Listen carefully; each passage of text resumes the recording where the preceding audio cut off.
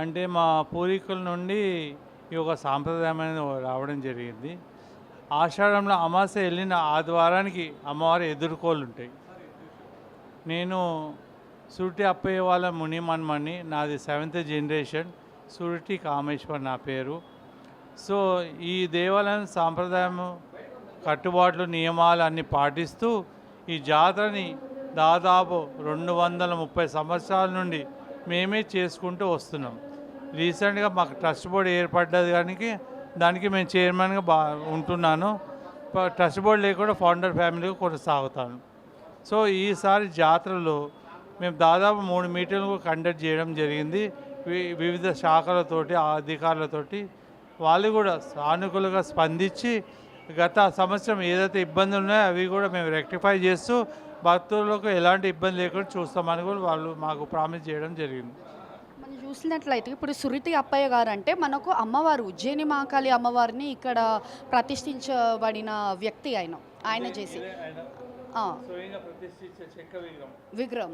అట్లా చూసినట్లయితే ఇప్పుడు మనకు భవిష్యవాణి అనేది కూడా మనకు మాతాంగి స్వర్ణలత గారు వినిపించడం జరుగుతుంది. అయితే ఇప్పుడు ఇన్ని నెలలు అవుతున్నా కానీ కూడా ఇప్పుడు వర్షాలు అయితే కురుస్తలేవు. సో మీరు భవిష్యవాణిలో ఏం అడగబోతున్నారు అమ్మవారిని?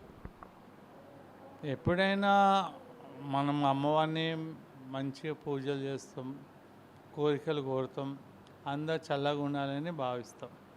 సో అదేవిధంగా కూడా ప్రతి సంవత్సరం కూడా మన వేద పండితులు ప్లస్ వీళ్ళు అనేది అమ్మవారిని అడగడం జరుగుతుంది. ఈసారి కూడా మనం చేసే పూజలను బట్టి అమ్మవారు కూడా చాలా వర్షాలు కురిపిస్తారని కూడా మేము భావిస్తున్నాను.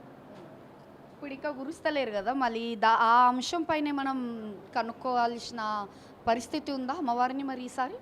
అమ్మ ఇక్కడ భక్తులు చెప్పాలో చెప్పకూడదు కానీ మీరు అడిగినందుకు చెప్తున్నాను. అసలు తాతగారు పెట్టిన విగ్రహం ఒక రకంగా ఉంది, ఇప్పుడున్న విగ్రహాలు ఒక రకంగా ఉన్నాయి. దాదాపు ఏదైతే తాతగారు పెట్టారో చెక్క విగ్రహం, దాని తర్వాత 1864 శాస్త్రీయంగా రౌతు విగ్రహం పెట్టడం జరిగింది. వీళ్ళంతా కవచాలు పెట్టడం జరుగుతుంది. ఇది కవచాలు కూడా 6 సార్లు పెట్టడం జరిగింది, ఒక్కసారి కూడా.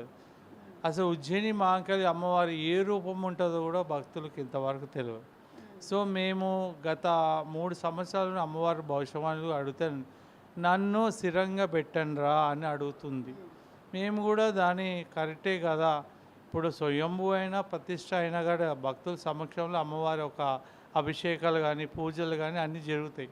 మళ్ళీ ఇక్కడ భిన్న రకంగా జరుగుతుంది. దాన్ని కూడా మేము అందరితోటి సహకరించి పెద్దవాళ్ళు, సపతి వాళ్ళు, పీఠాధిపతి వాళ్ళని కూడా ఇది చేసుకొని ఆఖరికి మన న్యాయస్థానం హైకోర్టు వాళ్ళని కూడా మేము ఆశ్రయిస్తే ఇది చెయ్యాలి, చేస్తే మంచి జరుగుతుంది అని చెప్తున్నారు. కానీ మన డిపార్ట్మెంట్ వాళ్ళు కూడా మేము చెప్తున్నాం. లేకుంటే ఈసారి మాత్రం అయితే వాళ్ళు మాకు ఈ అమ్మవారు చెప్పినది కోరిక మాత్రం అయితే ఒప్పుకోకపోతే మేము ఖండాపతి కోర్టు కూడా పోతాం.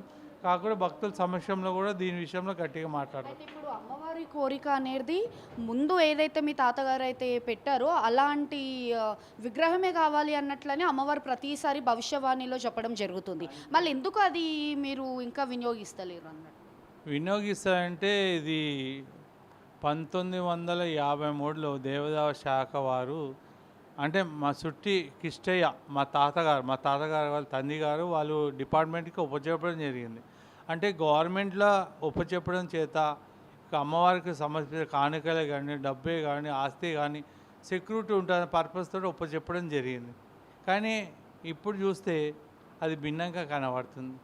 సరే ఏమైతే ఏముంది, సరే మనము ఇంత పూజలు ఇన్ని రకంగా ఉన్నామంటే అది అమ్మవారి దయవల్లే.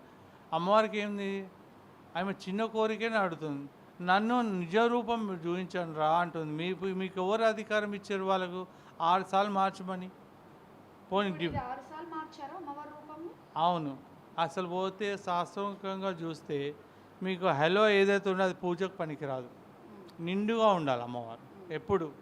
అందుగురించే మా తాతగారు ఏం చేసిండు, కృష్ణశీల స్టోన్లో ఆ టైంలోనే స్థాపన 1864లో స్థాపన చేశారు. కాకపోతే మాణిక్యాల దేవి కన్నా మాంకాళమ్మ దేవి చిన్నగా ఉండడం చేత మళ్ళీ అది ఎందుకు చేశారు. ఇప్పుడు మేము అదే కృష్ణశీల స్టోన్లో 5.4 ఇంచెస్ తోటి